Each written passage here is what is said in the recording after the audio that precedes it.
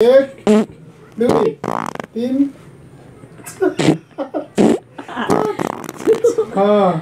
युट्युबको लागि कन्टेन्ट पाउनै मुस्किल परेर हो कि पैसा कमाउनलाई हो यस्तो कन्टेन्ट बनाउने। 3 दिन पहिला रङ्गिन टिभी नामक युट्युब च्यानलमा प्रकाशित भएको भिडियोको केही पार्ट थियो अघि देखाए। युट्युबमा राखिएको त्यो भिडियोको थम्बनेल हेर्नुहोस्।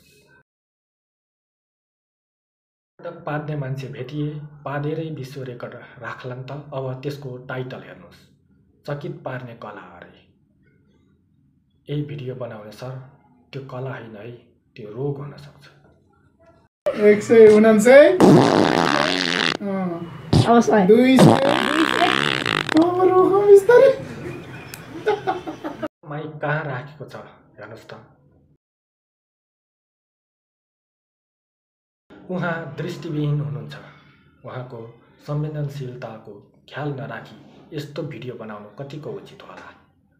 भिडियो बनाउनेले पादेको गनेर बसेको छ। हाँसेको सुन्दा त उसलाई खुब मजा लागेको जस्तो बुझ्न सकिन्छ। सरलाई मेरो सानो अनुरोध छ, भ्युज पाउनकै लागि यस्तो जे पाए त्यही भिडियो नबनाउनुहोस्।